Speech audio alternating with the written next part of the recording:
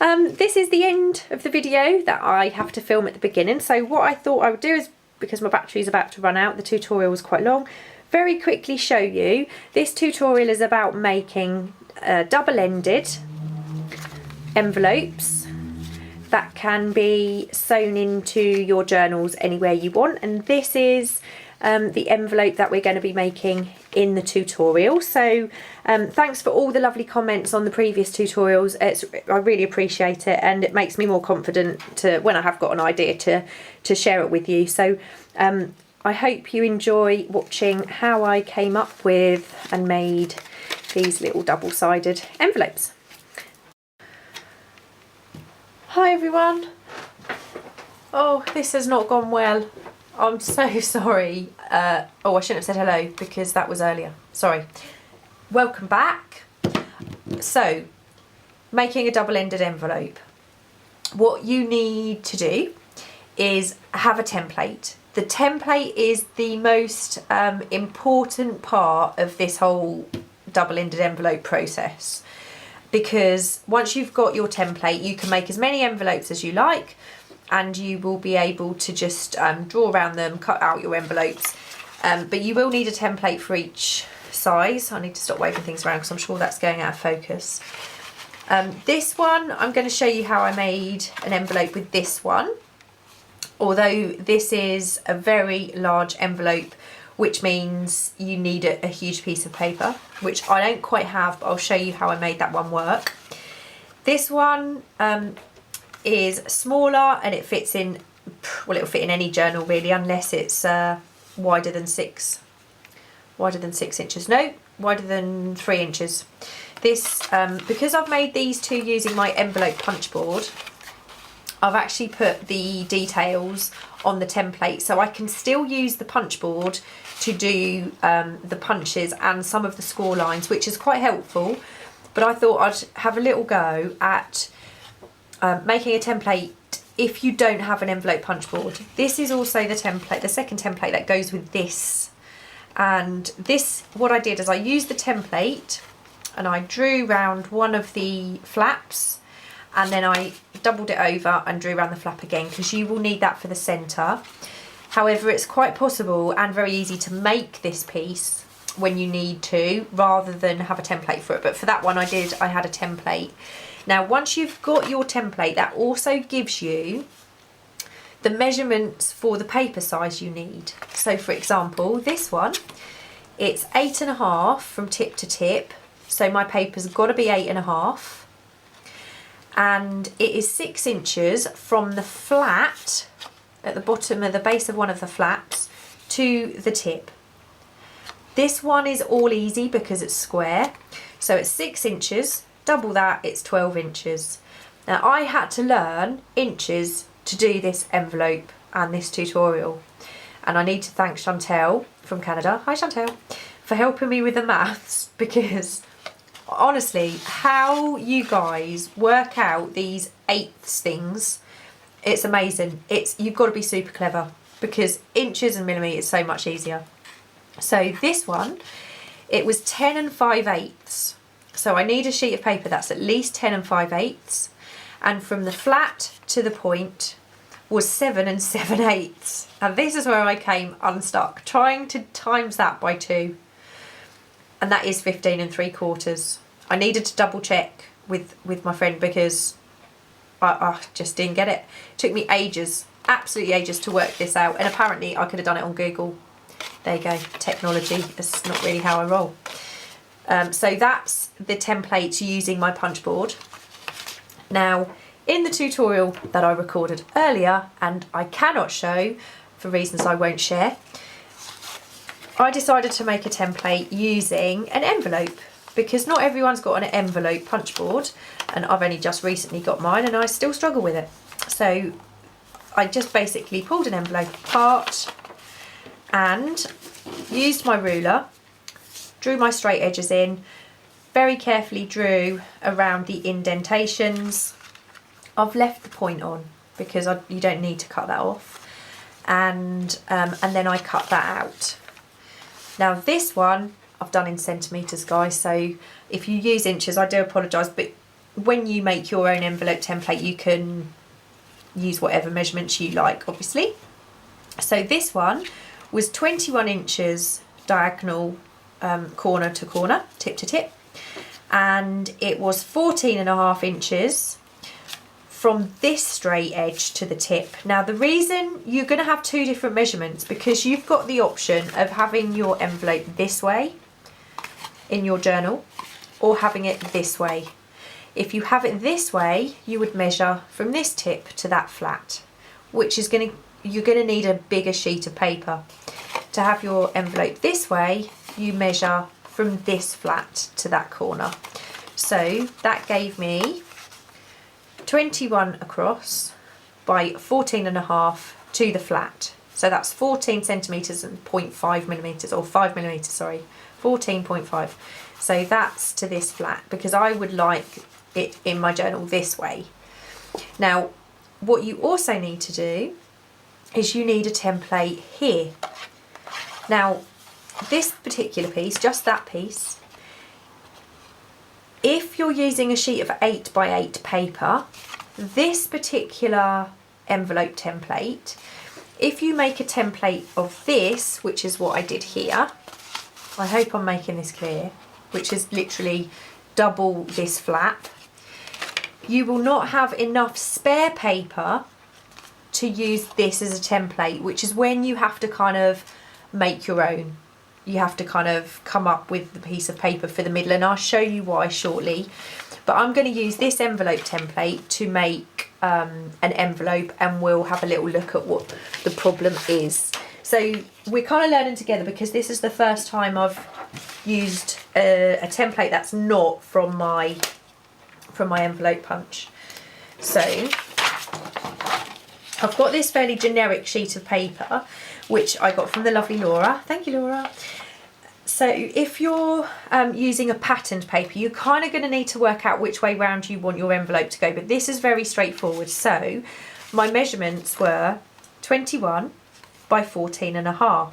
Now that is the measurement from the flat to the tip that you need to double. So that gives me 29 centimetres. So my paper needs to be 21 by 29 centimetres. I hope that makes sense. It's 21 from tip to tip in the direction I want it, and then it's 14.5 from the flat to the tip the way round that I want it. So that is the bit I need to double to 29 centimetres. So I'm going to pop this in my board. I'm going to go 29 centimetres, and that's the first bit cut, and it needs to be 21 centimetres. Okay, this is the bit that I'm going to have left, and I will need later, but it won't be the right size, so we have to kind of gauge that ourselves. So we've now got our sheet of paper.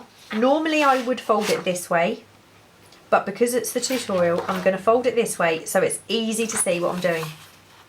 So you fold your paper in half. So that's how it will go. This will be the fold in our signature, in our journal. And then I'm going to take my template, okay, and I am going to lay this down from the flat, the way round I want it, onto my sheet of paper. Now it's going to be a little bit fiddly to line this up, because normally I'd stick my head right over the top, and I don't want to do that. Having a bad hair day. So that's now lined up. Now the only lines we need to trace are this portion. We don't need to worry about this and this. We just need to worry about this. So because it's 300, 300 mil cardstock, 300 GSM, sorry, it's fairly easy to draw around this, which is why a template is always good, because you won't have to make your template again. So we've got this lovely little shape here. Now, because I don't like cutting, again, I'm going to use my cutting board, and I'm going to line those lines up. And I'm going to line these lines up, and I'm going to cut. Okay, now this is where you've got now perfectly corresponding paper to use for corner pockets and things like that in your journals as well, so we don't waste much. I'm going to hold my paper fairly firmly and I'm just going to cut out these rounded edges. If you're using your envelope punch board as a template, then absolutely just use your envelope punch board to cut these out. But I just thought I needed to really work this out for people who don't have one, because so many things I watched before I had one, I couldn't do them. Okay, so obviously now this is folded the wrong way, so we need to fold that back the right way.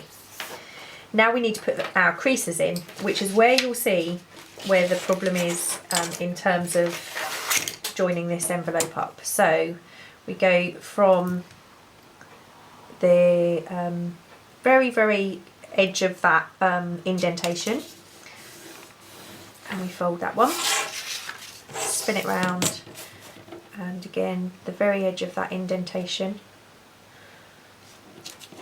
and we fold that. You're obviously going to take a lot more care than I am. I'm just doing this for the tutorial and trying to do it quickly.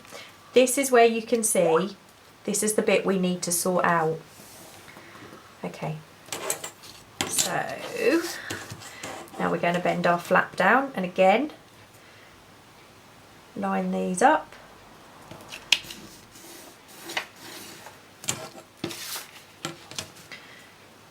And fold that in. So now we have, it's starting to come together, we have a flap. Now I'm going to take my corner, my rounder, and I'm just going to punch the corners to make those round. So we've now got our envelope. So as you can see, it's starting to look like a double-sided envelope now, but the problem is we have this gaping gap in the middle. Now I didn't have this on every one I made. When I start doing something and trying it out, I always do kind of a prototype, if you like, and on the 3x3 envelope, or 3.5 by 3.5, they meet perfectly in the middle. So you can leave it like that. You know, this was my prototype.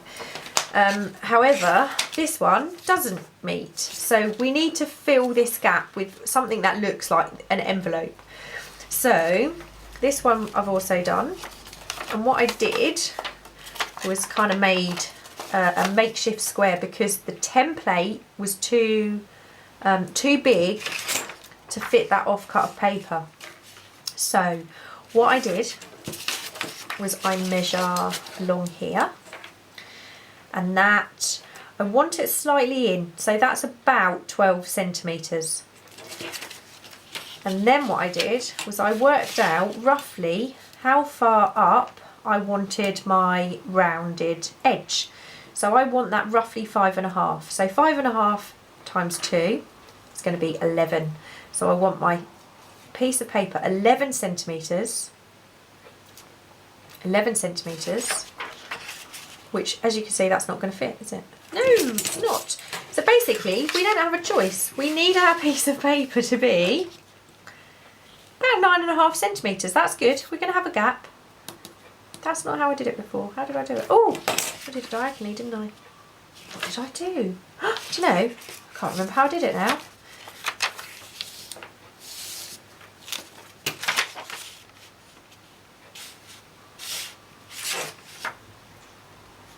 Yeah.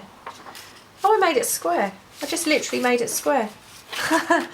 So, oh, that was a bit of a brain freeze. Sorry about that. So this is about 9.5 centimetres. So I'm going to make it 9.5 centimetres that way. I made it square. That's what I did. Ta-da!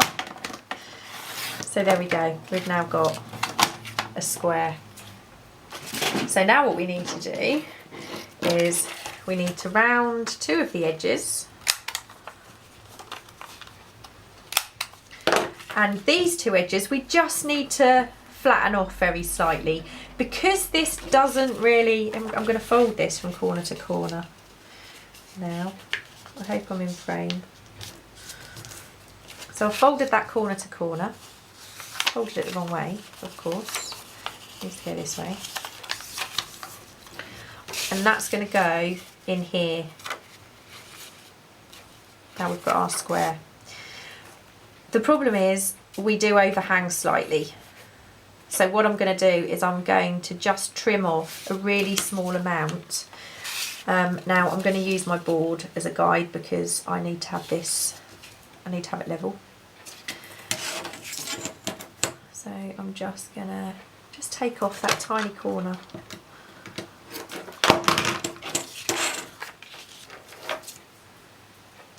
I'm going to do the same that side.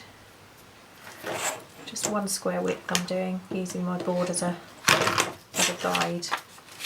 So now we have our laid out double-sided envelope. I hope that makes sense. And then what would happen is this would go into our signature, and we could have however many pages in between. Obviously the more pages you have, the further away from the centre of the signature this is, the more it's going to kind of round the envelope and you're going to get less in it. But if you're a person that doesn't have hundreds of pages in a signature, that's not going to be a problem. So before we do anything else to this, what we need to do is ink the edges that are going to be visible.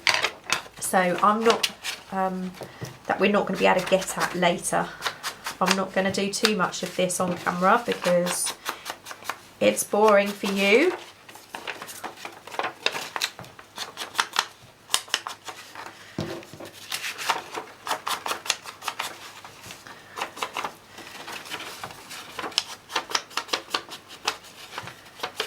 So that's not going to be visible.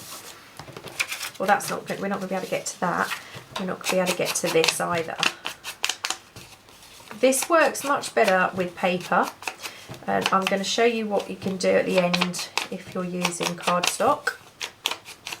Not in terms of using it as a signature in a journal, but what else you could use it for. So there we go. You could leave it as this. You could now glue this in place, okay, and you've got your envelope. But I'm going to do a couple of more things to this. So first of all, what I'm going to do is I'm going to take this to my sewing machine, which means I'm going to be off for a second, and I will come back when I can show you what I've done. I'll see you shortly. Hi, I'm back. I've just taken this to my sewing machine, and I very quickly just sewed a border around it, and I've finished inking it up. I stitched round a little piece of torn paper, and I've added a little butterfly. I tore out a piece of book page. I just tore out a flower that the kind of colours matched.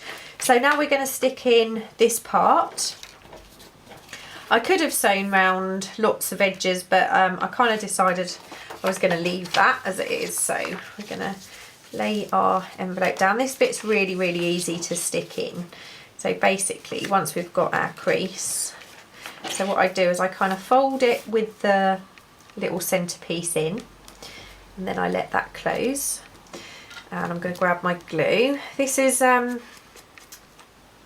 it's what we get in the UK rather than Fabri-Tac. I prefer Fabri-Tac. I don't know if it's the same glue. Probably is, but for some reason I just prefer Fabri-Tac.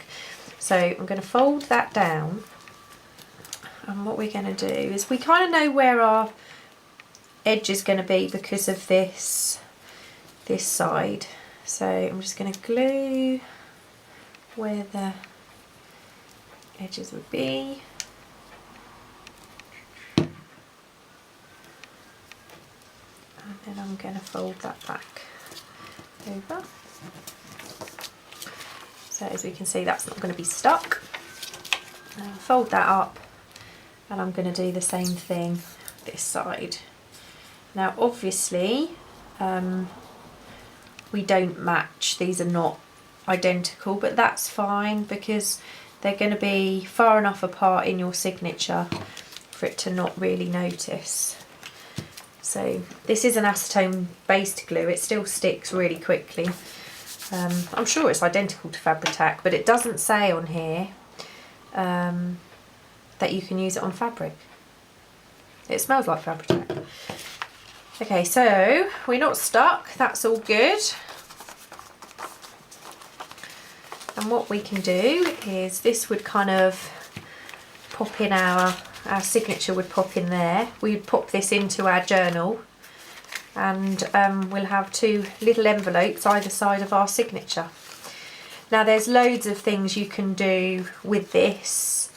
You can put a magnet before you stick it or sew it. You could pop a magnet in here. So you could have a magnetic closure, you could use Velcro, you could pop one of these kind of little butterflies on so it tucks. This is a bit of a mess, isn't it? So it tucks underneath. So you've got lots of options for closures, exactly the same kind of options you'd use for any other envelope in your signature. But we've now got a double-sided one. So you know, I thought it'd be quite useful. I'll just show you another couple of ideas that I have made. So if I explain this one first, obviously this was the bigger template. The only paper I could find that this would work with was a map book, an atlas, that I had big enough. So I started, first I've, you know, made an envelope this way round. And I intend on putting some kind of magnetic closure on this one, which is why it's not sealed shut. This is Australia on this map, so you've got that one. So this is this template this way round. I then used the template this way round and I've made another envelope, but with this one I had to use a square again for the centre, which I actually prefer. I like it like that. I think it's cool. So we've got, you know, again it opens all the way through. So we've got that option. I've just done a little bit of stitching on the front of that one. This is another little one that I made using the square one, the square template, this one here. Not that one, that's the one we've used today, this one. And I've made a little purple one with a little stitch and a butterfly. I haven't done anything on that side, I might put a little T card on there. But again, we've got the double envelope for journals. And I did make one using cardstock, but it feels slightly too thick to go into a journal. So what I did with this one is it's still our envelopes either side, double envelope, but I've turned it into a notebook. And I've just put a little bit of trim and some little tags in here. So I thought I've got to put some beads on, but I thought this would be quite sweet to send out as a little happy mail. It's not a junk journal, it's just a kind of little notebook, but it just says forever together, which I just thought was quite nice for those little wolves. So anyway, that's just a few little things that I thought I would share with you. So there's some ideas of what you can use them for once you've worked out your templates, but it really does start with those templates. So I hope you found it useful. As always, thanks for watching. See you later. Bye.